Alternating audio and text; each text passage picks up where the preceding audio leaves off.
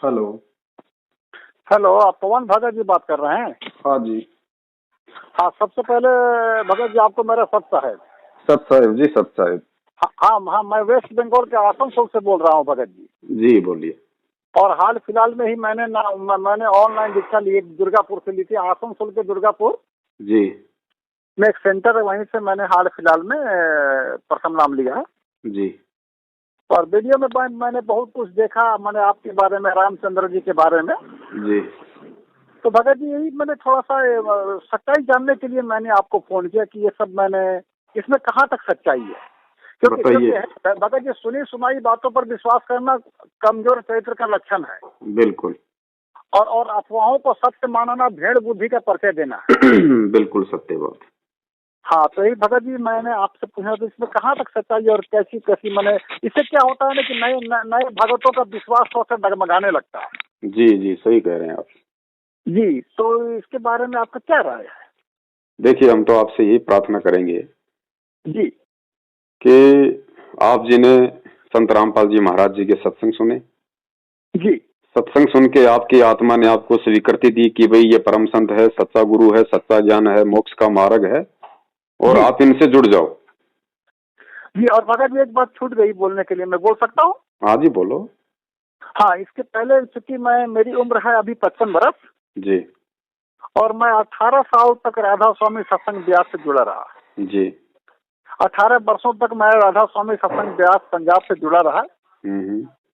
और मैं परम संत रामपाल जी महाराज का सत्संग सुन करके, जो तुलसी साहब की किताब से बोल रहे थे कि 5 नाम काल के जानो जी, तो मेरे को बड़ा धक्का लगा। और मैं चूंकि पुस्तक पढ़ने का बड़ा शौकीन, और मैंने तुरंत ऑर्डर कर दिया, इलाहाबाद से उस पुस्तक को मैंने मंगवा लिया। जी और मंगवाने के बाद मैंने सत्यापन की जांच शुरू कर दी। जी। मैंने देखा कि परम संत मंदिर छोड़ सतगुरु रामपाल जी महाराज की बातों में 100% सच्चाई है। जी। और ये जान करके मैंने दुर्गापुर और कलकत्ता में फोन किया कि ऐसी ऐसी बात है, तो फिर जाकर के मैंने प्रथम नाम वहां से ले लिया। जी जी, अब बोलिए सर।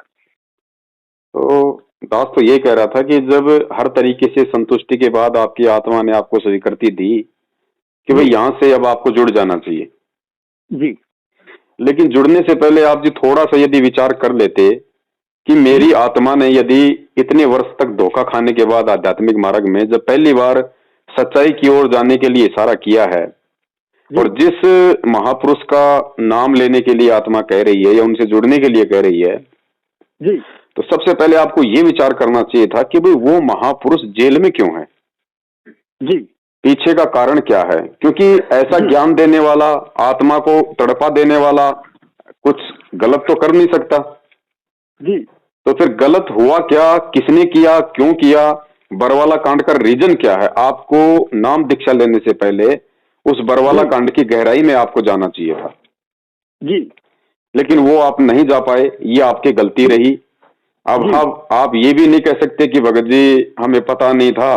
भाई देखो, पता नहीं था ये अपनी गलती है, क्योंकि आप जिसे अपना गुरु बनाने जा रहे हो जी, तो कम से कम आपको ये तो पता करना चाहिए कि मेरा गुरु है कहाँ, रहता कहाँ है, उसका आश्रम कहाँ है। जी, जी, है ना। तो जाहिर सी बात आपको मालूम तो जरूर हो गया होगा कि भाई वर्तमान में गुरुजी जेल में है। जी, जी। लेकिन आप उस कारण में नहीं जा पाए, और कारण में ना जा पाने के कारण आप इन फर्जी नामदान केंद्रों से जुड़ गए। जी। और कारण में चले जाते भगत जी तो ताश की तरह सारे पत्ते आपकी आंखों के सामने होते कि भैया जिस परम संत ने दुनिया का सर्वश्रेष्ठ आध्यात्मिक ज्ञान दिया है, जो चींटी तक को सताने के लिए अपने भक्तों को मना करता है जी, वो संत कैसे अपने ही भक्तों के हाथों में पत्थर पकड़ा देगा, पेट्रोल बम पकड़ा देगा, हथियार पकड़ा देगा और पुलिस वालों के सामने खड़ा कर देगा कि मैं कोर्ट में नहीं जाऊंगा और पुलिस को अंदर मत आने दो। ये भगत जी संतों के नहीं, ये तो गुंडों के काम होते हैं। तो वो गुंडा कौन था जिसने उस महापुरुष की आड़ में उसके भक्तों को बरगलाया, उसके भक्तों को बेचारों को मूर्ख बनाया, उनकी भक्तों की श्रद्धा और भावना जो उनके अपने गुरुदेव के प्रति थी उनका नाजायज फायदा उठाया। जी। तो मालूम पड़ता कि वो सबसे बड़ा जो गुंडा था, सबसे बड़ा जो वो दुष्कर्मी इंसान था, वो स्वयं उस महापुरुष का छोटा भाई महेंद्र था। जी। और उस महेंद्र ने सन 2012 में ही छल बल करके पूरे आश्रम को अपने हवाले कर लिया था, फर्जी डॉक्यूमेंट्स बनवा के जी। और नीचे नीचे राष्ट्रीय समाज सेवा समिति नाम का एक संगठन बना लिया था। उस संगठन में अपने मतलब के लोगों को उसने ऐड कर लिया, जिसमें गुरुजी का जमाई भी था, गुरुजी के दोनों लड़के भी थे, और भी मैन जो आदमी थे मैनेजमेंट में, उन सबको उसने उस राष्ट्रीय समाज सेवा समिति के बैनर तले इकट्ठा कर लिया। और ये लोग गुरुदेव की एक भी बात नहीं माना करते थे, आश्रम में सारी अपनी मनमानियां किया करते थे। गुरुदेव का करोथा कांड का सन 2006 का जो मामला था जी, जिसमें आर्य समाजियों के साथ में झगड़ा हुआ था, क्योंकि परमात्मा ने आर्य समाजी महर्षि दयानंद सरस्वती के द्वारा एक सत्यार्थ प्रकाश पुस्तक लिखी थी जी। और महर्षि दयानंद जी ने क्या किया कि उन्होंने वेदों का अनुवाद तो किया उसने बाद में, और पहले उन्होंने अपना जो अनुभव था भगवान को जानने का, पहचानने का, वो उन्होंने सत्यार्थ प्रकाश नाम की पुस्तक में लिख दिया और लिख करके उस पुस्तक को उन्होंने समाज में वितरित कर दिया। जी जी जी, उन्होंने सबका पर्दाफाश किया, राधा स्वामी मत का भी पर्दाफाश किया और समाज के प्रति मैंने सभी संतों महात्मा नकली गुरुओं को उन्होंने पर्दाफाश कर ही दिया। जी जी जी। नहीं, वो बात आपकी सही है, लेकिन मैं जिस पॉइंट पे आ रहा हूँ और जहां पे आपको लेके जाना चाहता हूँ, मैं उस पॉइंट पे आ रहा हूँ भगत जी। वो तो आपने देख लिया होगा सारा, हमें पता है अब तो। जी। तो महर्षि दयानंद जी ने सत्यार्थ प्रकाश को पहले लिख के समाज में बांट दिया। बोलिए। तो महर्षि दयानंद जी ने सत्यार्थ प्रकाश को लिख के पहले मार्केट में बांट दिया जी, और बाद में जब उन्होंने वेदों को देखा कि वेदों में क्या लिखा है, तो वेदों में तो बिल्कुल विपरीत लिखा हुआ था जो उन्होंने सत्यार्थ प्रकाश में लिखा था। तो फिर महर्षि दयानंद जी ने क्या किया कि सत्यार्थ प्रकाश वाली बात को ऊपर रखने के लिए वेदों के अर्थों में अनर्थ कर दिया जी, जिसका पर्दाफाश सतगुरु रामपाल जी महाराज जी ने किया। जी जी। और जब उसका पर्दाफाश सतगुरु रामपाल जी महाराज जी सार्वजनिक तौर पे सत्संगों में, टीवी चैनलों पे करने लगे, तो आर्य समाज के जो कुछ प्रतिनिधि थे जिनकी रोजी रोटी उन शास्त्रों को बेच के चल रही थी, उन लोगों ने बेचारी भोली जनता को भड़काना शुरू कर दिया कि रामपाल जी गलत अनुवाद बता रहे, महर्षि दयानंद जी की निंदा करते हैं, सत्यार्थ प्रकाश की निंदा करते हैं। इस तरह से लोगों को भड़का के उन्होंने करोथा कांड करवाया। और करोथा कांड में प्रशासन भी उन्हीं आर्य समाजियों के साथ में था। कहने का मतलब है वो झूठा वहां पे झगड़ा करवा दिया जिसमें एक व्यक्ति की मौत हो गई जिसका नाम था सोनू, और वो मुकदमा लग गया संत रामपाल जी महाराज जी पे कि वही संत रामपाल जी महाराज जी के कारण इसकी मौत हुई है। तो वो मुकदमा गुरु जी का कोर्ट में चल रहा था जिसकी तारीखें पड़ रही थी जी, क्योंकि 2006 में ये करोथा कांड हुआ था। उस कांड में गुरुजी 21 महीने जेल में रहे। 2008 के लास्ट में गुरुजी आ गए थे आश्रम में। उसके बाद गुरुजी की तारीखें पड़ रही थी क्योंकि गुरुजी उस मुकदमे में जमानत पे बाहर थे। अब जमानत पे बाहर हैं तो जाहिर सी बात है भगत जी कोर्ट में तो जाना ही पड़ेगा तारीखों पे। जी जी। लेकिन इन लोगों ने क्या किया, ये जो सतलोक आश्रम मैनेजमेंट हरियाणा था जी, इन लोगों ने गुरुजी को उन तारीखों पे नहीं जाने दिया और हर बार ये लोग कोर्ट को गुमराह करते रहे। कभी तो गुरुजी का फर्जी मेडिकल बना के दे दिया कि वे बीमार हैं, कभी मेडिकल बना दिया कि वे यहाँ है ही नहीं, वे बाहर हैं। इस तरह से इन्होंने कोर्ट की भगत जी 42 बार अवमानना की, 42 बार जी। और वो 42 बार अवमानना होते होते सन 2014 का टाइम आ गया जी। अब भगत जी कोर्ट की भी कुछ मर्यादा होती है, उनके भी कुछ नियम है भगत जी जी। तो 42 बार यदि आप किसी की अवमानना करोगे तो सरकार के पास तो सारे अधिकार हैं जी। तो उन्होंने आदेश दिया फिर कोर्ट ने कि भाई ये तो कानून का मजाक बनाया जा रहा है।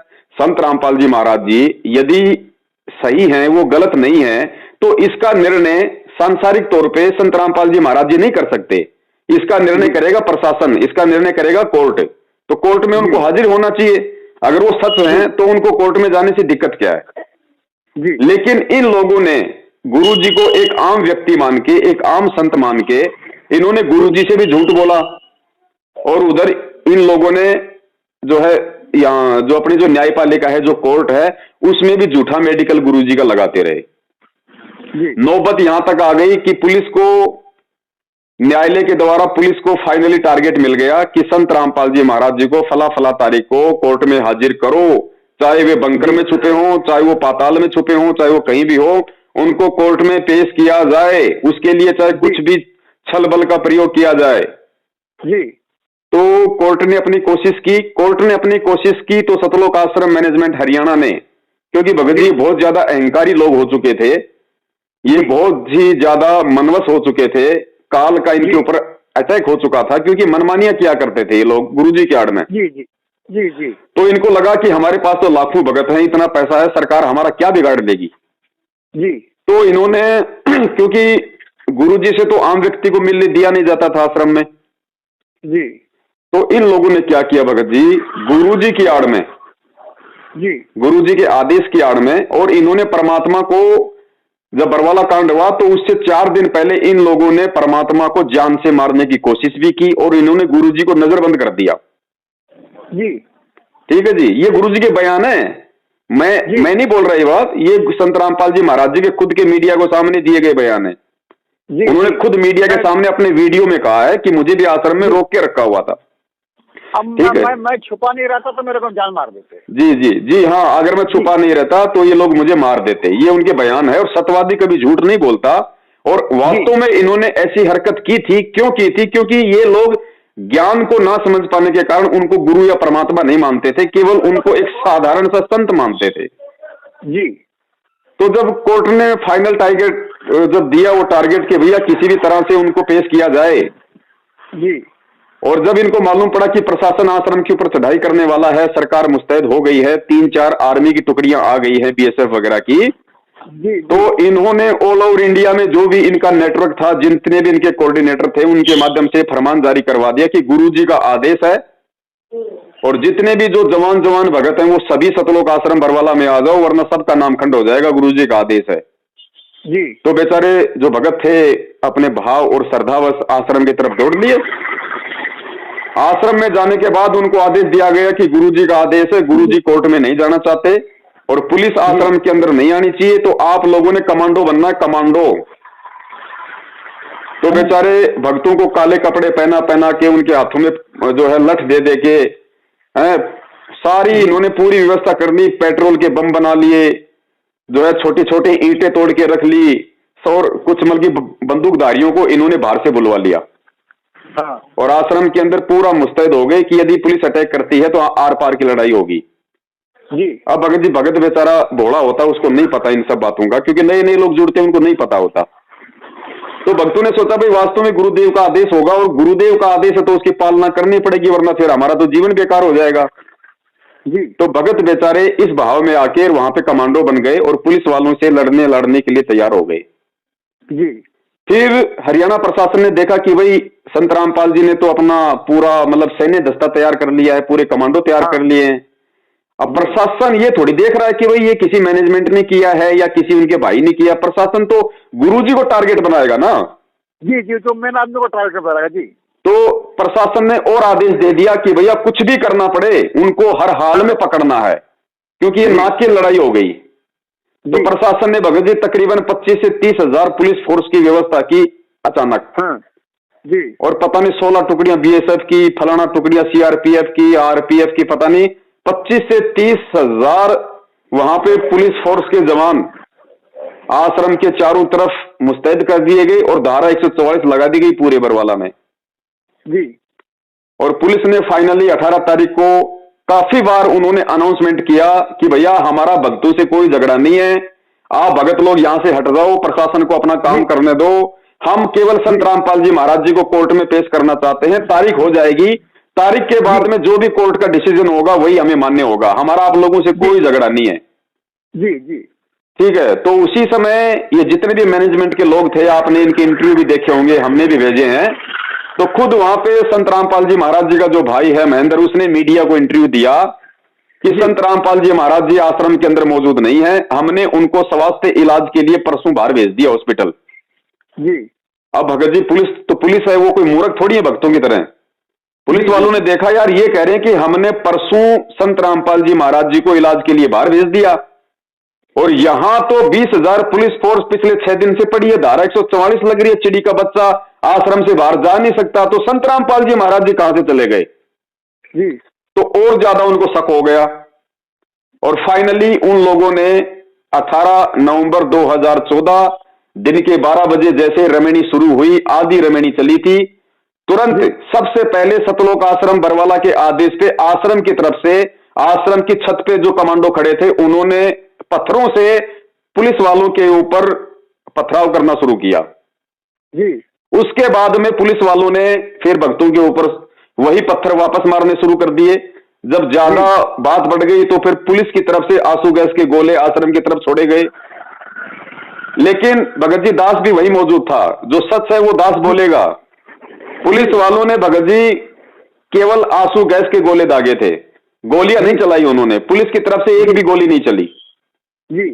ना ही सतलोक आश्रम मैनेजमेंट की तरफ से कोई गोली चली जी। जबकि हथियार उनके पास भी थे, हथियार सतलोक आश्रम के पास भी थे। लेकिन आंसू गैस के गोलों से, पत्थरों से और डंडों से ही सब कुछ वहां पे तहस नहस हुआ था। जो भी भगत मरे हैं, जो भी वहां पे घायल हुए हैं, पुलिस वाले या भगत जी।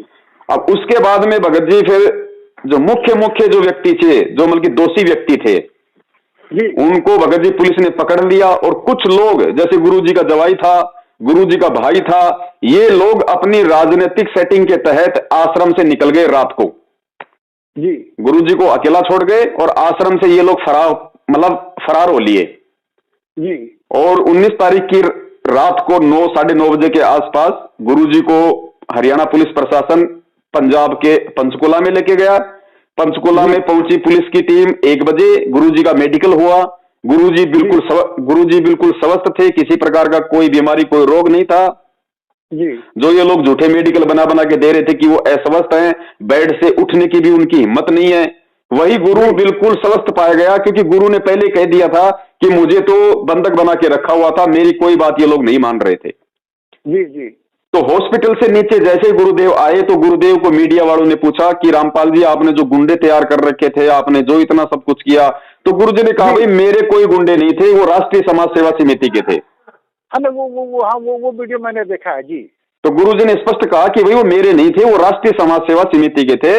तो मीडिया वालों ने कहा कि रामपाल जी समिति भी तो आपकी है। तो गुरुदेव ने कहा कि नहीं, समिति मेरी नहीं है जी। तो ये क्लियर हुआ, सब कुछ साफ हो गया कि भाई ये जो भी कांड हुआ, जो भी कांड करवाया, ये केवल संत रामपाल जी महाराज जी के भाई और मैनेजमेंट के कुछ लोगों ने अपनी मनमानी हरकतों के चलते अहंकार में आके इन्होंने ये कांड करवाया। उसके बाद जब कोर्ट की प्रक्रिया शुरू होती है जी, और जब गुरु जी के बयानों की बारी आती है, या जैसे जो रिमांड हुआ उनका वहां पे जी, और जो भी अखबार में आता था, जो भी सारी सिस्टम थे, उसमें गुरु जी ने मैनेजमेंट को ही दोषी बताया, ना किसी आर्य समाज को दोषी बताया, ना किसी नेता को दोषी बनाया, ना किसी प्रशासन को दोषी बताया। गुरु जी का जो भी बयान बाहर आया उसमें यही आया कि रामकुमार ढाका, बलजीत और राजेंद्र ने मेरा बना बनाया आशियाना उजाड़ दिया और आश्रम में जो भी गलत काम हुए वो सतलोक आश्रम मैनेजमेंट हरियाणा और समिति वाले लोग किया करते थे जी। और पिछले 6 साल से इसका सबसे बड़ा जो सबूत है जी, वो सबूत ये है कि पिछले 6 वर्षों से भगत जी, संत रामपाल जी महाराज जी के लाखों की संख्या में भगत हैं जी। आज तक सतलोक आश्रम मैनेजमेंट हरियाणा के द्वारा, उनके भाई के द्वारा,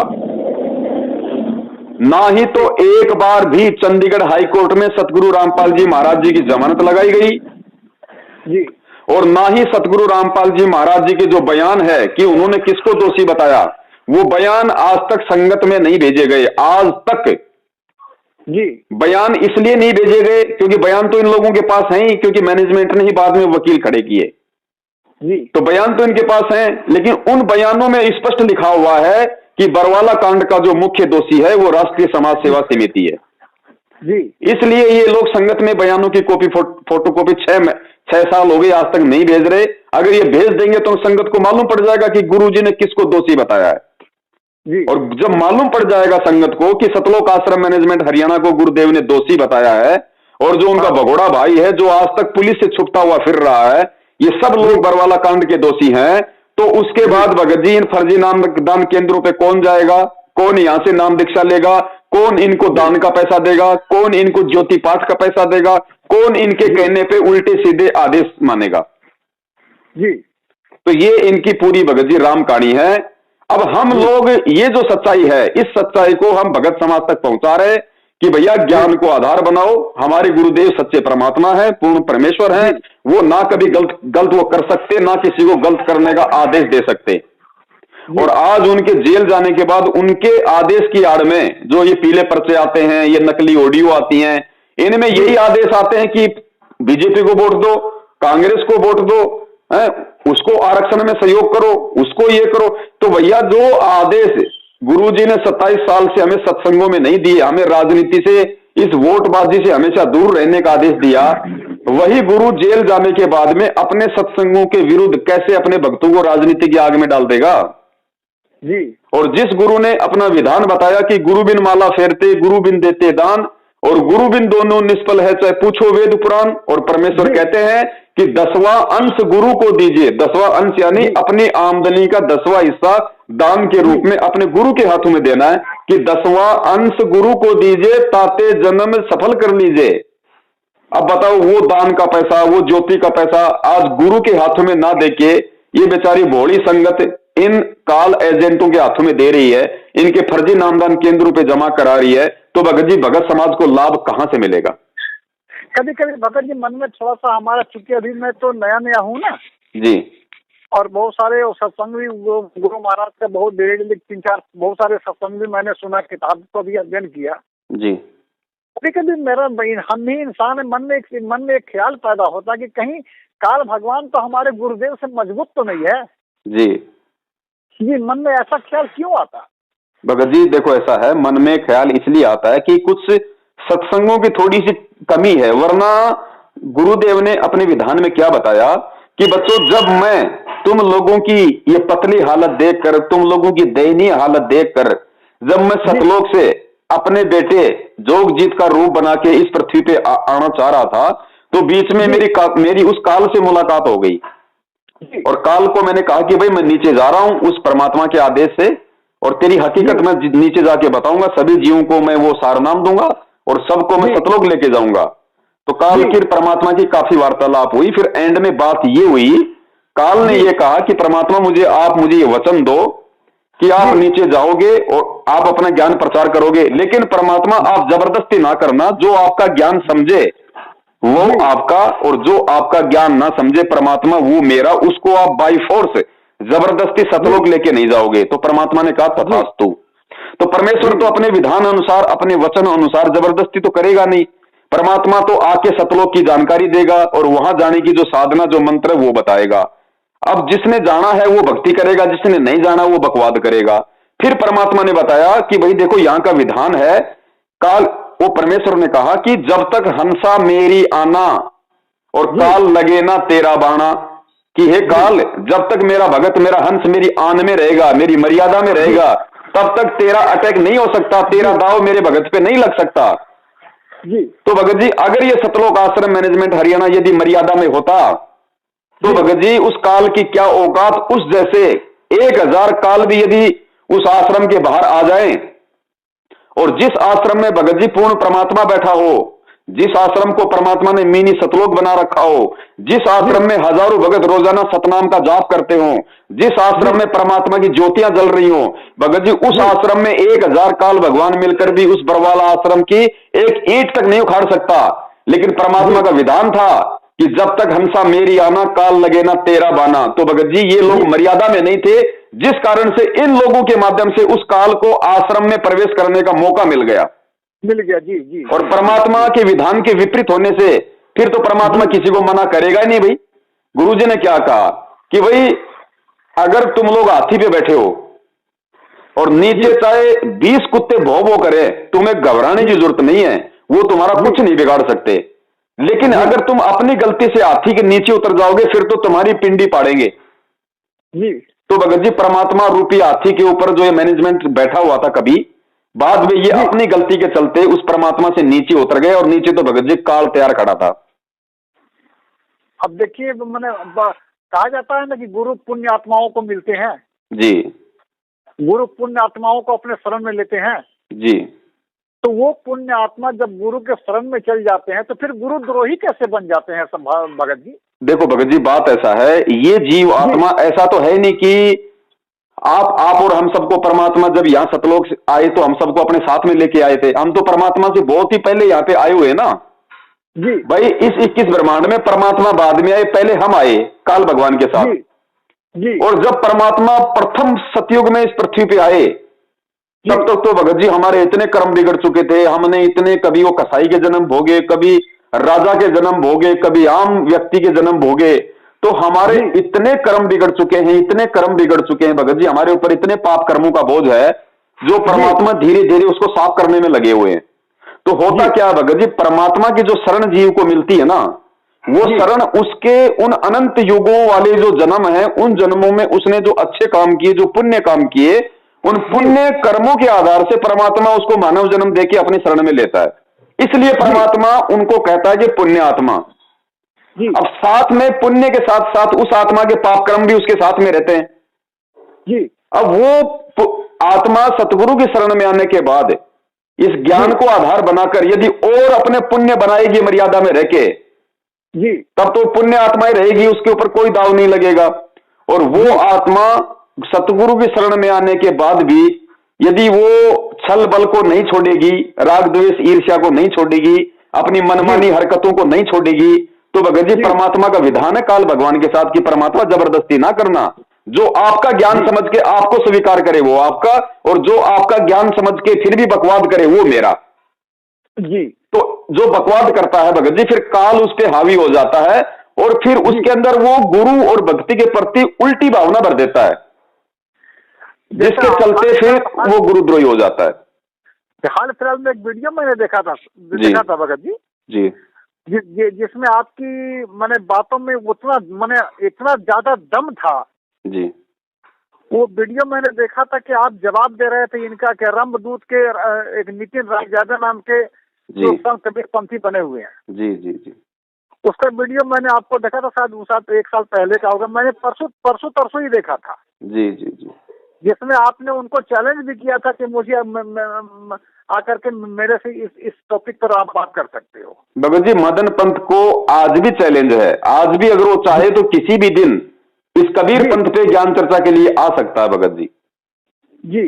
और दूसरी बात एक तो ये भगत जी उनको भी मैंने वीडियो देखा था, संजय नाम के भगत जी जो है जी, हिमाचल प्रदेश में गुरु बन करके बैठे हैं जी, वो संत रामपाल जी के ही महाराज के शिष्य है ना। हाँ जी, संत रामपाल जी महाराज जी के शिष्य थे और शुरू में बरवाला कांड के बाद वो भी हमारे साथ मिलके सच्चाई संगत को बता रहा था जी। लेकिन बाद में चल के उसके मन में दोष आ गए, जैसे गुरु जी को उम्र कैद हुई जी, तो उसके मन में दोष आ गए, क्योंकि कहीं ना कहीं वो गुरु को मानुस मान रहा था, तो उसके मन में दोष आ गया कि अब गुरु जी जेल से बाहर नहीं आने।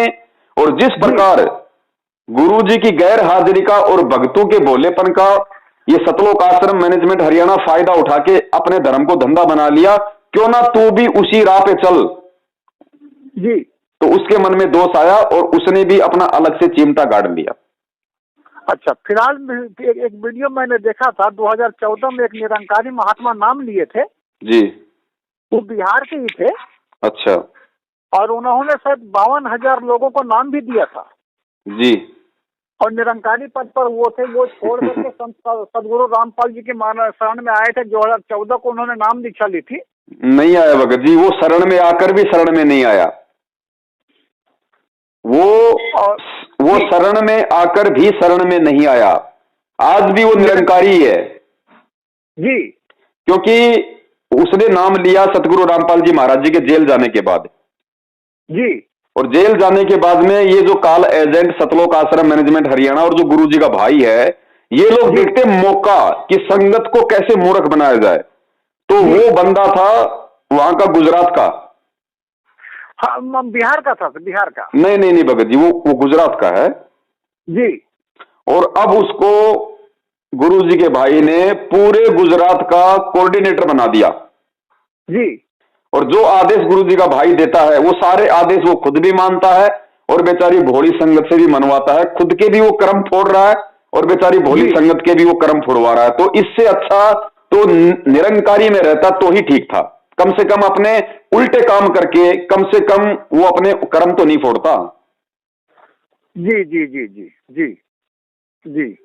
अब उसको प्रधान बना दिया, उसको गुजरात का संगत के ऊपर एमएलए बना दिया। अब भगत जी मान बढ़ाई का तो सारा खेल है बड़े भाई। परमात्मा कहते हैं राज त्यागना सहज है, सहज नारी का ने मान बढ़ाई ईर्ष्या दुर्लभ तजना ये।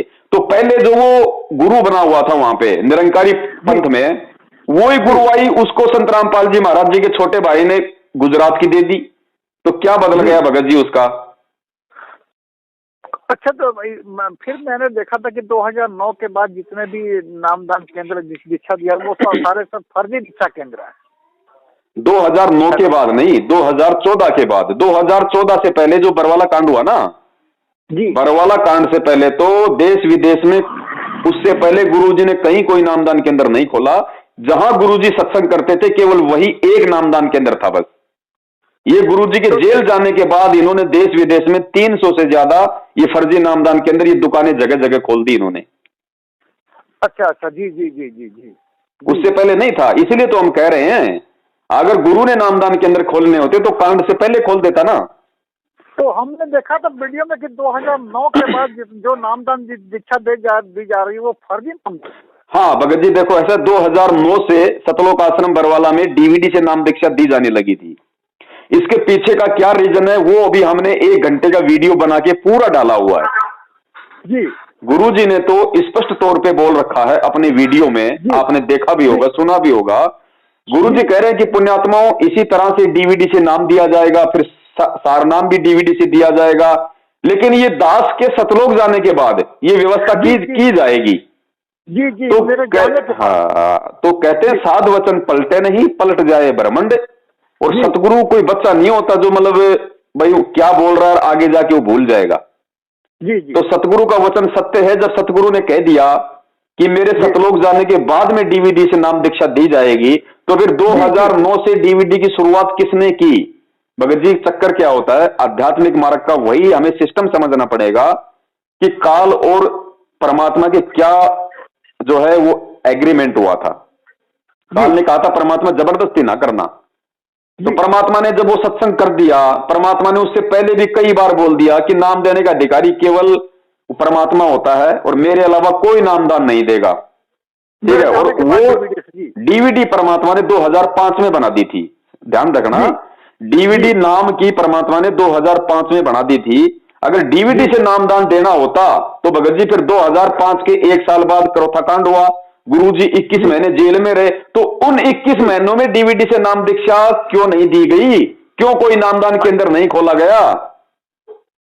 किसी के शुद्धिकरण की व्यवस्था भी नहीं की गई कि एक भी जगह कोई नामदान केंद्र खोला गया हो। क्यों नहीं खोला गया? क्योंकि गुरु का वचन था कि मेरे सतलोक जाने के बाद डीवीडी से नाम दिया जाएगा।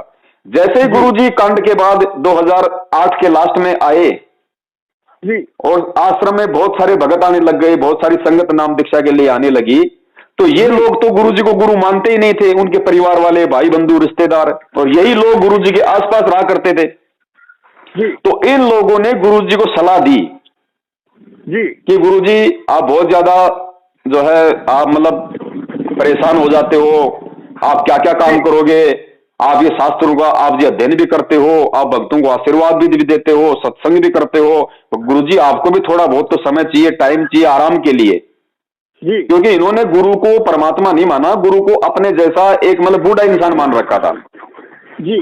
तो परमात्मा तो भगत जी जबरदस्ती नहीं करता, और परमात्मा ने एक तीर से 2 शिकार करने थे। ऐसा भी नहीं है कि वो गुरुजी की ही मतलब सहमति नहीं थी, गुरुजी की भी उसमें सहमति थी। क्योंकि अगर ये लोग इतने समझदार होते तो परमात्मा को ये सलाह ना देते कि गुरुजी अब डीवीडी से नाम दीक्षा शुरू कर दो और आप थोड़ा आराम करो जी। जब गुरु ने देखा इन नालायकों को इतना ज्ञान नहीं है तो क्यों ना इनको एक झटका दे दिया जाए। जिस प्रकार 650 साल पहले परमात्मा ने उस गणिका माई को, जब ये मैनेजमेंट वाले जब वहां पे जो आश्रम के जो प्रबंधक थे, जब उसको आश्रम में बेचारी को परेशान करने लगे कि तू वैश्या है, सत्संग सुनने के लिए मत आया कर, तेरे कारण हमारे गुरुजी पूरे काशी में बदनाम हो रहे हैं, तब परमात्मा ने सोचा कि इतने साल मैंने ज्ञान दिया, इन नालायकों को यह भी समझ में नहीं आया कि कौन बदनाम होता है, और संगत के ये ठेकेदार बन गए, तो क्यों ना इनकी मैं एक वो फड़क निकाल लूं जी। तो ठीक इसी प्रकार परमात्मा को जब इन्होंने सलाह देनी शुरू की बात बात पे जी, भगत जी ये बात मैं कोई अपनी तरफ से नहीं कह रहा, जब 2012 में इन लोगों ने राष्ट्रीय समाज सेवा समिति का संगठन बनाया था, तो उसका इन्होंने जो बल्कि संविधान बनाया था 12-13 पेज का जी, तो उस संविधान के पेज नंबर जो पॉइंट नंबर 12 के ऊपर इन्होंने लिखा हुआ, वो मेरे पास रखा हुआ है, मैंने संगत में जो है मतलब भेज भी रखा है। उसके पॉइंट नंबर 12 पे सतलोक आश्रम मैनेजमेंट हरियाणा ने ये लिखा है कि उसमें लिखा है कि राष्ट्रीय समाज सेवा समिति संत रामपाल जी महाराज जी से किसी भी कार्य में कोई दिशा निर्देश नहीं लेगी जी। और संत रामपाल जी महाराज जी का काम केवल इतना है कि वो शास्त्रों का अध्ययन करे, भगत समाज को मतलब सत्संग करे। इसके अलावा संत रामपाल जी महाराज जी को बाकी सभी कामों से उनको फ्री रखा जाता है जी। कहने का मतलब है उस भगवान को 2 कौड़ी के जीव ने सेवा दे दी कि आपका काम केवल इतना है, आप सत्संग करो, अपना आराम करो, फालतू की बकवास नहीं, बाकी काम हम करेंगे और हम जो काम करेंगे उस काम में हम आपसे कोई सलाह नहीं लेंगे जी। तो भगत जी उस आधार से दास ये बात बोल रहा है कि इन्होंने डीवीडी की जो सलाह थी खुद इन्होंने गुरुदेव को दी, और गुरुदेव ने तो भगत जी खेल खेलना था क्योंकि संगत को ज्ञान आधार से परमात्मा ने तैयार करना था जी। तो परमात्मा ने कहा भाई ठीक है, जैसा तुम्हें उचित लगे वैसा कर लो। तो इन्होंने परमात्मा की उस सलाह को इन्होंने संगत में आदेश के रूप में पारित कर दिया कि गुरु जी का आदेश है डीवीडी से नाम दीक्षा दी जाएगी। अच्छा जी जी जी ठीक है। अब सतलोक आश्रम बरवाला में गुरुजी के रहते सहते जो डीवीडी से नाम दीक्षा दी जा रही थी वो गुरुजी का स्पष्ट आदेश नहीं था, लेकिन गुरुजी की इन लोगों की सलाह पे सहमति थी। और दूसरी बात, आश्रम में जो भी व्यक्ति नाम दीक्षा लेता था वो नाम दीक्षा लेने के तुरंत बाद अपना फार्म हाथ में पकड़ के गुरुजी के दर्शन के लिए जाया करता था। जी जी बिल्कुल। और जब वो गुरुजी के पास दर्शन के लिए जाता था तो परमात्मा उसके फार्म को हाथ में लेके उसके सिर पे हाथ रखते थे और कहते थे कि बेटा अच्छी तरीके से भक्ति करना, परमात्मा तुम्हारे साथ में। तो वो नाम दीक्षा अगर वो गलत थी तो भी वो सतगुरु आशीर्वाद से सही हो जाती थी जी। अब भगत जी गुरु से नाम दीक्षा लेने के बाद तब तक वो नाम काम नहीं करेगा जब तक गुरु आपको सर पे हाथ रख के आशीर्वाद नहीं देगा जी।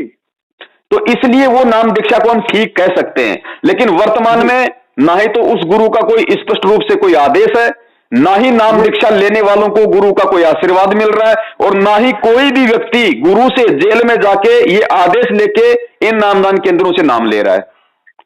तो बताओ भगत जी, हम इसको फर्जी नाम दीक्षा ना कहें तो और क्या कहें? अच्छा, बहुत सारे इंटरव्यू ऐसा देखते हैं यूट्यूब में। हेलो जी जी। तो उस यूट्यूब में कोई बोल रहा है कि मैंने नाम दीक्षा लिया 14 को, 16 को, 18 को, 20 को डीवीडी से और मेरे को बहुत ज्यादा लाभ हो रहा है, इसमें कहाँ तक सच्चाई है? देखो बड़े भाई, लाभ मिलते हैं, परमात्मा अवश्य लाभ देता है जी।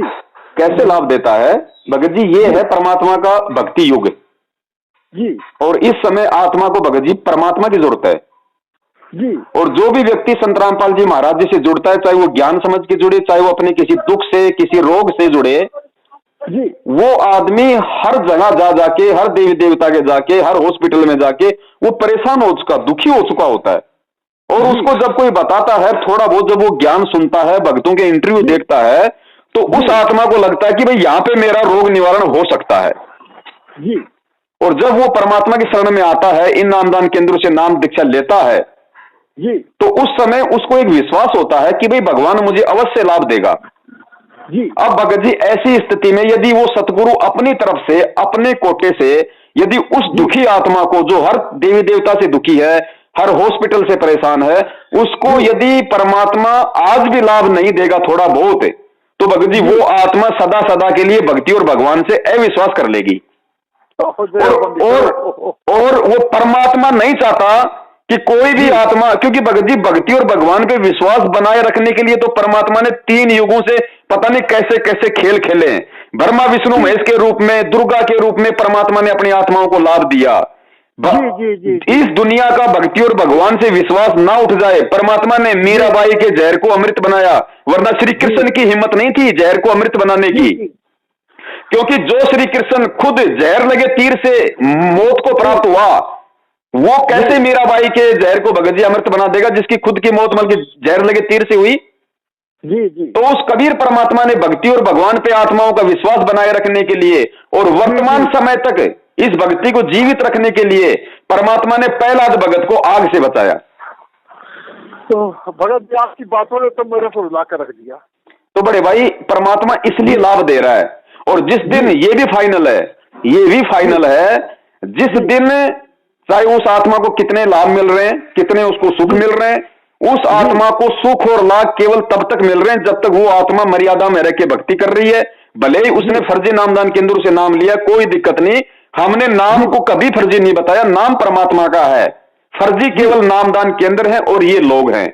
और जब तक वो भगत मर्यादा में रह के उस नाम का सुमरण करेगा, अपनी भक्ति करेगा, भगत जी प्रॉपर उसको लाभ मिलेगा। लेकिन जिस दिन उस आत्मा को सच्चाई का पता चल गया कि नामदान केंद्र फर्जी है और ये सारा का सारा एक षड्यंत्र है, उसके बाद भी यदि वो आदमी इन्हीं लोगों से चिपका रहेगा, इन्हीं को दान धर्म देगा, भगत जी उसी दिन से परमात्मा उस आत्मा के सिर से अपना पंजा हटा लेगा। क्योंकि परमात्मा का विधान है कि शरण पड़े को गुरु संभाले, जान के बालक भोला रे, कहे कबीर तुम चरण चित राखो, ज्यों सुई में डोरा रो। परमात्मा केवल तब तक ही भगत को शरण देगा जब तक वो भोला है जी। और जब उसको ज्ञान हो गया कि ये सब कुछ ये पूरा षड्यंत्र है, बरवाला कांड केवल सतलोक आश्रम मैनेजमेंट हरियाणा का मनमाना आचरण है और गुरुजी को इन्हीं लोगों ने अपनी उल्टी हरकतों के चलते जेल करवाई है, उसके बाद भी यदि वो इनके कहने पे चलेगा, इनके नामदान केंद्रों पे जाएगा, इनको ज्योति पाठ दान का पैसा देगा, गुरुजी को 10 गालियां निकलवाने के लिए हिसार की तारीखों पे जाएगा, उसी दिन से परमात्मा उस आत्मा से दूर हट जाएगा। उसके बाद उस आत्मा को वही मिलेगा जो उसके संस्कार में है। सुख है तो सुख मिलेगा, दुख है तो दुख मिलेगा। भगत जी मैं जहाँ से नामदान लिया जी, वहाँ 2-3 बार मैं गया और वहाँ के लोग मेरे को कह रहे थे जी, और मैंने वो किया नहीं। वहाँ के लोग मेरे को कह रहे थे कि आप हो सके तो 15,000 रुपया आप वहाँ पर भेज दो आश्रम में जी, आपको करोड़ों जन्मों का पुण्य मिलेगा जी, और नहीं तो कम से कम 2100 रुपया यहाँ पर दे करके रसीद कटवा दो जी। मैंने ये दोनों में से कोई भी बात नहीं सुना जी। बहुत बढ़िया, दया परमात्मा की। जी जी। मैंने क्योंकि मैंने जैसे आपने कहा था कि दान देने का अधिकार केवल गुरु जी के हाथ में दान देना है। जी जी जी। और किसी के हाथ में दान नहीं देनी है जी। सो मैंने दान नहीं दिया। तो वे लोग थोड़ा सा नाराज हो गए जी। उन्होंने कहा कि आप इस काम करते, इतने बड़े आप ऑफिस सुपरिटेंडेंट हो, तो कम से कम 15,000 या 2100 रुपया का आप ज्योति पाठ के लिए पैसे दे दो। तो नाराज है तो नाराज है, मैं बस अपना जैसा कि आपने कहा कि मर्यादा में जो रहेगा उसी का, फर्जी नाम दान केंद्र से भी दीक्षा लेने पर उसको लाभ मिलेगा। बिल्कुल भगत जी, मर्यादा में रहनी है जी। भगत जी परमात्मा ने सन 1994 से 2014 तकरीबन 20 साल से ऊपर का समय हो गया था जी। परमात्मा ने ना तो किसी के दान के नाम पे कोई पर्ची काटी, ना किसी को परमात्मा ने कहा कि तुम दान दो।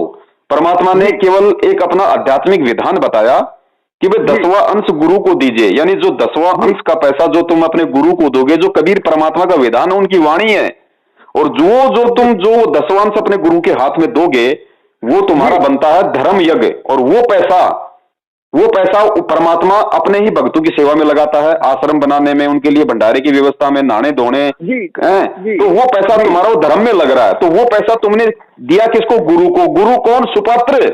और सुपात्र को दिया हुआ दान ही फलीभूत होता है, कुपात्र को दिया हुआ दान फलीभूत नहीं होगा।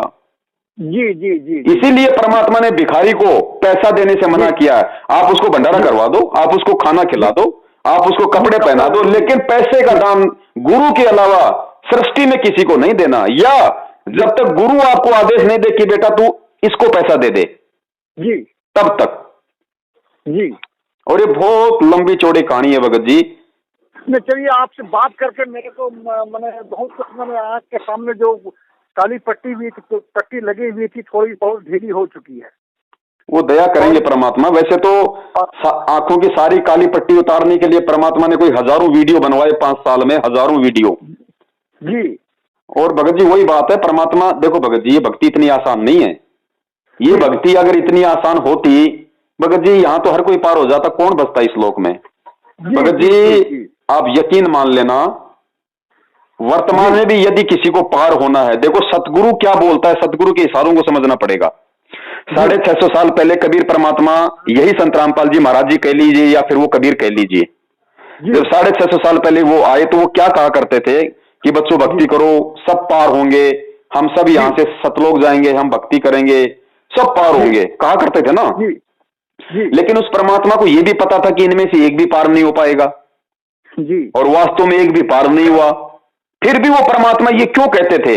इसलिए कहा करते थे कि इनका भक्ति और भगवान पे विश्वास बना रहे। अपने बच्चों को थोड़ा वो जोश दिलाया करते थे। जैसे कि मान लीजिए आपके जैसे कोई भी, जैसे कोई स्कूल है, स्कूल के अंदर हजारों विद्यार्थी होते हैं जी। क्या वो हेडमास्टर प्रिंसिपल कभी किसी को कहता है कि तू पास नहीं हो पाएगा, तू फेल होगा? नहीं नहीं नहीं, नहीं बिल्कुल नहीं, बिल्कुल नहीं। कोई फेल होने वाला होगा उसको भी यही कहेगा कि बच्चा मेहनत कर, पास होगा, चिंता मत कर, मैं तेरे को पूरा नंबर देके भेजूंगा, चिंता मत कर। जी जी। लेकिन भगत जी एंड में पास कौन होगा? जो उस टीचर के द्वारा पढ़ाई गई बातों को जो अपने दिमाग में बैठाएगा, जो उन पे वो रिवीजन करेगा, है वही होगा ना। तो वर्तमान में भी वही बात है भगत जी। परमात्मा तो कह रहे हैं कि वे सब पार होंगे, अरबों खरबों की संख्या में जाएंगे, विमान भर के जाएंगे, लेकिन भगत जी जाएगा कौन? जाएगा वो जो वर्तमान में उनको ज्ञान को आधार बना के और कदम कदम पे भगत जी सोच समझ के पैर रखेगा। क्योंकि परमात्मा कहते हैं कि पग पग पैयो तक तक मारे काल कसाई बाणा। ये जो काल कसाई है भगत जी, इस समय काल इतना चौकन्ना है, इतना चौकन्ना है, क्योंकि जब उसने खुद कहा था परमात्मा को कि परमात्मा 3 युगों में जीव आत्माएं सतलोक थोड़ी लेके जाना, जब चौथा युग कलयुग आए तो आप जितने मर्जी जीव ले जाना। तो भगत जी उसने भी तो पूरी प्लानिंग कर रखी है, वो कोई चद्दर ओढ़ के थोड़ी सो रहा है, वचन तो उसी ने लिया था। तो क्या उसको नहीं पता वर्तमान समय का कि मेरा जो भोजन है वो मेरे हाथ से निकलता जा रहा है?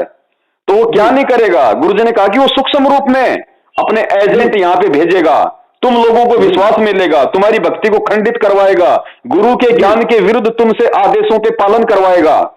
तो भगत जी ये मैनेजमेंट हमसे क्या करवा रहा है? टोटली ज्ञान विरुद्ध आदेश।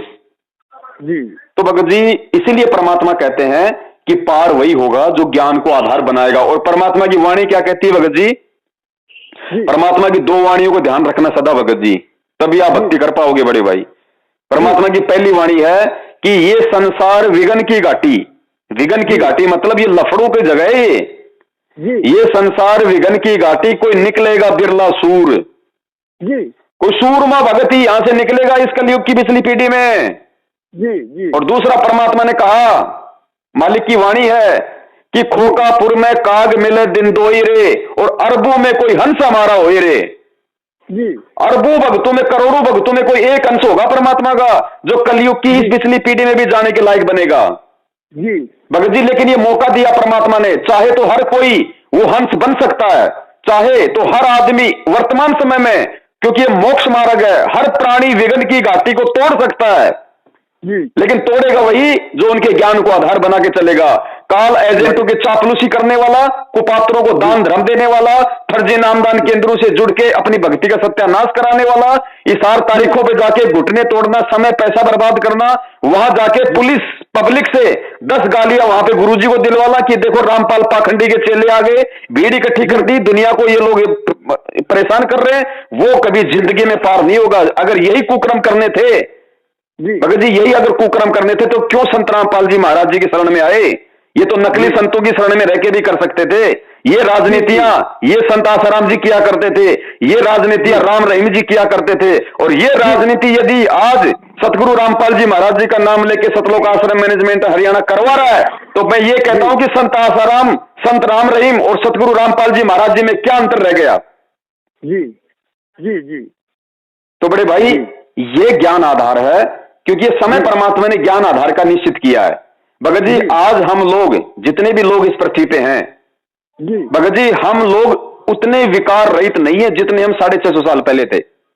650 साल पहले हमारे मन में कोई राग द्वेष, कोई ईर्ष्या नहीं, कोई किसी प्रकार का कोई जो है गुस्सा नहीं आता था, किसी भी प्रकार का किसी के प्रति कोई छलबल नहीं था भगत जी। उसके बावजूद हम उस समय पार नहीं हो पाए, क्योंकि हम उस समय ज्ञान को आधार ना बनाकर परमात्मा को परमात्मा नहीं मान पाए। और आज तो भगत जी इस काल भगवान ने एडी से लेकर चोटी तक हमारे को पाप कर्मों में गाल रखा है, हमारे को विकारों में जकड़ रखा है, और उसके बावजूद भी यदि हम ज्ञान को आधार नहीं बनाएंगे, वही सारी उल्टी हरकत हम करेंगे भगत जी, कौन से विमान में बिठा के ले जाएगा फिर परमात्मा? फिर तो काल के एजेंट, काल के दूत जंजीरों में जकड़ के ले जाएंगे, जंजीरों में। भगत जी दुनिया भर के बच्चे बाहर घूमते हैं और जो बच्चा स्कूल में पढ़ता है और वो बच्चा यदि बाहर घूमता हुआ या शरारत करता हुआ यदि उस टीचर को दिखाई दे जाए, तो टीचर केवल उसी बच्चे को डांटेगा जो बच्चा उस टीचर की स्कूल में एडमिशन ले रखा है। जी। दूसरे बच्चा चाहे वो गधे पे बैठा हो उसको टीचर कुछ नहीं कहेगा, नहीं कुछ कहेगा जी। तो भगत जी ये नियम किसके ऊपर लागू हैं? जी। ये नियम केवल उसी व्यक्ति के ऊपर लागू हैं जो संत रामपाल जी महाराज जी की शरण में है। शरण में है जी जी जी जी। और भगत जी संत रामपाल जी महाराज जी की शरण में आने के बाद यानी ज्ञान होने के बाद यदि ये प्राणी ज्ञानहीन कुकर्म करता है जी भगत जी, जगत वालों से 10 गुना ज्यादा दोष बताया परमात्मा ने।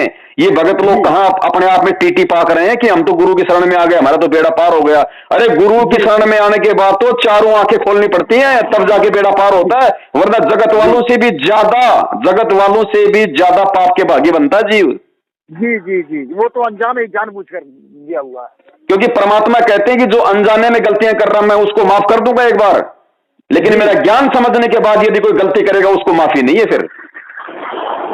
जी। तो बड़े भाई इसलिए ये ज्ञान आधार की भक्ति वर्तमान में परमात्मा ने निश्चित की है। और जो इस ज्ञान पे चलेगा, देखो भगत जी 650 साल पहले परमात्मा आए, उन्होंने जो सत्य बोला, जो पाखंडियों के पाखंड की पोल खोली, तो उनके पीछे कितने लोग लगे, हर धर्मगुरु उनके पीछे हो गया, राजा को भड़काया। वही काम वर्तमान में संत रामपाल जी महाराज कर रहे हैं, तो उनके साथ हो रहा है, उनको देशद्रोही बना दिया गया जी जी, और कह दिया गया कि ये तो हिंदू धर्म का नाश करना चाहता है, देवी देवताओं की भक्ति छुड़वाता है, ये तो ईसाइयों के साथ मिला हुआ है जी। और दुनिया उनके सत्संग तक देखने से नफरत करती है। जी जी भगत जी वही स्थिति हम जैसे भगत भाइयों के साथ हो रही है, क्योंकि हम भी उसी राह पे चल रहे हैं जिस राह पे हमारा गुरु चल रहा है। तो भगत जी हमारे को इन्होंने गुरुद्रोही बना दिया और कह दिया कि पवन दास से कोई बात कर लेगा, पवन दास के कोई वीडियो देख लेगा तो उसका नाम खंड हो जाएगा। अब भगत जी ये लोग मना इसलिए करते हैं क्योंकि अब आपने दास से तकरीबन 50 मिनट हो गए बात करते हुए जी, और आपको सारी सच्चाई समझ में आ गई। और सच्चाई समझ में आने के बाद ना तो आप इनके फर्जी आदेश पे चलोगे, ना आप इनके नामदान केंद्रों पे जाओगे, ना आप इनको किसी प्रकार का 10वां अंश ज्योति पाठ या दान का पैसा दोगे। तो इनको डर है कि अगर सारी संगत समझ गई तो तुम्हारे जो खर्चे कहां से पूरे होंगे। तुम जो आराम की कमाई खा खा के, जिसकी साइकिल चलाने की औकात नहीं, जिसकी साइकिल खरीदने की औकात नहीं, वो आज संगत के दान पे स्कॉर्पियो 20 लाख की गाड़ी में घूम रहा है, तो वापस इनको साइकिल पे आना पड़ जाएगा। मैंने वही ना भगत जी, मैंने आपसे कहा कि जब मैं नामदान केंद्र पर गया था ना जी, तो वहाँ के कुछ भगत आपका भी नाम ले रहे थे जी। तो मैंने रामचरितमानस में पढ़ा था कि सुनी सुनाई बातों पर विश्वास करना कमजोर चित्त का लक्षण है। बिल्कुल भगत जी। और अफवाहों को सत्य मानना भेड़ बुद्धि का परिचय देना है। बिल्कुल। तो मैंने उनकी बातों पर विश्वास नहीं किया, डायरेक्ट मैंने आप ही से पूछ लिया तो मेरे मन में जो भी संशय था वो सारा संशय बिल्कुल दूर हो गया। भगत जी परमात्मा ने भी यही विधान बताया। परमात्मा कहते हैं कहे कबीर सोए जन मेरा, जो नीर खीर का करे निवेरा। करे निवेरा जी। अरे हंस किसे बताया? हंस वो होता है एक गिलास के अंदर, एक कटोरे के अंदर गुरुजी बोले कि दूध और पानी को आपस में मिक्स कर दो, और जो हंस होगा वो भगत जी दूध पी लेगा, पानी को छोड़ देगा। परमात्मा ने उसको ऐसा लक्षण दिया है, उसको गुण दिया है। तो वो हंस परमात्मा ने अपने भक्तों को बनाया। किन भक्तों को? जिनके हृदय में ज्ञान समा गया, तत्व ज्ञान समा गया। अब वो भगत चाहे झूठ और सच्चाई को कितना ही मिक्स कर दो, वो परमात्मा के तत्व ज्ञान को आधार बना के दोनों तरफ की बातों को ध्यान से सुनेगा, फिर विवेक करेगा, विचार लगाएगा, और अपने गुरुदेव के द्वारा जो तत्व ज्ञान रूपी जो लालटेन दी है, जो टॉर्च उसको प्राप्त है, उस टॉर्च की रोशनी में वो साफ साफ देख लेगा कि क्या सही और क्या गलत है। जी जी जी जी जी जी जी जी। और भगत जी एक बात बताइए। हाँ एक मिनट हाँ बोलिए। एक बात बताइए भगत जी। जी। संत रामपाल जी महाराज जी ने खुद हमें अपनी शरण में लेने के लिए जितने भी धर्म गुरु हैं, जितने भी शंकराचार्य हैं, सबके वीडियो दिखाए, सबकी पुस्तकें पढ़ाई। अरे तभी तो हम कोई निर्णय कर पाए कि भाई वो कबीर भगवान है या फिर रामकृष्ण भगवान है। अगर गुरुजी हमको ये वीडियो नहीं दिखाते, उन नकलियों के, उनकी पुस्तकें नहीं दिखाते, तो हम कैसे यकीन कर पाते कि कौन भगवान है और कौन भगवान नहीं है? नहीं, हम लोग तो कुआं का बैल और कुएं का मेढक बने रहते। तो संगत को बताओ फिर वो परमात्मा कैसे आदेश दे देगा कि पवन दास की वीडियो देखोगे तो नाम खंड हो जाएगा, जब उस परमात्मा का विधान है कि जब तक दोनों तरफ की नहीं देखोगे वो मेरा भगत ही नहीं है। मेरा भगत तो वो है जो दोनों तरफ की देखेगा। अरे देखने से नामखंड नहीं होता, देखने के बाद में गलत वस्तु को अपनाने से नामखंड होता है। जी जी जी जी जी जी। नहीं, मैं क्लियरिफिकेशन हो गया, आपसे बात करके क्लियरिफिकेशन हो गया। और भगत जी नाम दीक्षा आपने ले ली, उस समय तक देखो आप जी को सच्चाई का पता नहीं था, आपने किसी भी प्रकार की कोई शंका नाम पे नहीं करनी, नाम परमात्मा का है। लेकिन अब आपको सच्चाई का पता चल गया, आप जी परमात्मा को अपने घर में प्रकट मान के, भगत जी ये सत भक्ति है, आत्मा से परमात्मा का संबंध है, ये वही कबीर है, कोई संत रामपाल जी नहीं है, ध्यान रखना। और कहते हैं मोको कहां ढूंढे रे बंदे, मैं तो तेरे पास में। जिस परमात्मा ने इतना ज्ञान देके हमारी आस्था मंदिर और मस्जिदों से हटवाई कि भगवान उन पत्थर के टुकड़ों में नहीं, भगवान तो तुम्हारे घट में है। रोज संध्या आरती करते हैं कि घट ही में गंगा, घट ही में यमुना, घट ही में है जगदीश। तो जगदीश कौन है? जगदीश कोई विष्णु भगवान थोड़ी है, जगदीश यानी कबीर परमात्मा, जगत का ईश। तो गुरुदेव कह रहे कि वो तो तेरे घट में है, तेरे घर में बेटा, मैं तो तेरे साथ में हूं, मोको कहां ढूंढे रे बावड़े, मैं तो तेरे पास में है। अब इन्होंने क्या कर दिया कि अगर गुरुजी कहीं है तो केवल नामदान केंद्रों पे है। इन्होंने वही नकली पंडित अज्ञानी धर्मगुरु वाली परिपाटी पे ये भगत समाज को लेके जा रहे हैं कि अगर तुम्हें कोई प्रार्थना करनी है तो नामदान केंद्र पे करो, पाक ज्योति का पैसा जमा करना तो नामदान केंद्र पे करो, भगवान से कोई संकल्प लेना तो नामदान केंद्र पे करो। गुरुजी कहीं है, अगर तुम्हारा नाम खंड हो गया, मर्यादा खंड हो गई तो नामदान केंद्र पे आओ। अरे भैया, नामदान केंद्र पे भगवान को तुमने रस्सियों से बांध रखा है क्या, जो हमारे को केवल वही मिलेगा जी। और मालिक कहते हैं कहे कबीर सुनो भाई साधो, मैं तो हूं विश्वास में।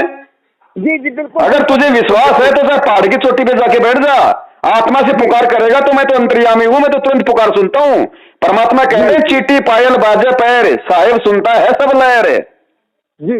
अरे महाभारत के युद्ध में उस टटीरी पक्षी जिसको ये भी नहीं पता कि राम कौन है, कबीर कौन है, उसने आत्मा से पुकार की थी। परमात्मा ने अंडों की रक्षा के लिए इंद्र के हाथे घंटा तोड़ के महाभारत के युद्ध में डाल दिया और अंडों की रक्षा की जी। तो वही परमात्मा तो आज हिसार जेल में बैठा है, हमारे पास में है, हमारे साथ में है, उसी का तो हमें शब्द मिला हुआ है। तो क्या वो हमारी नहीं सुनेगा? हम तो डायरेक्ट उसके शरण में जी। लेकिन सुनेगा उसकी जिसको विश्वास होगा। जी बिल्कुल बिल्कुल। जी जी। अन्यथा भगत जी वो कस्तूरी वाले हिरण की तरह चाहे भटकते रहो पूरी जिंदगी, भगवान नहीं मिलेगा। जी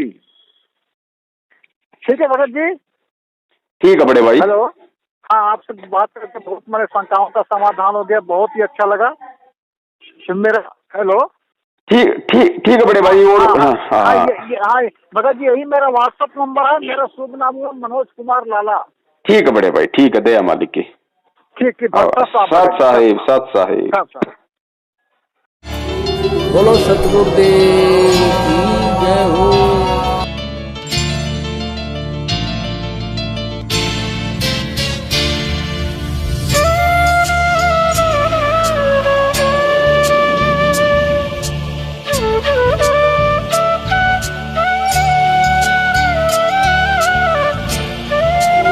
बोलो सतगुरुदेव।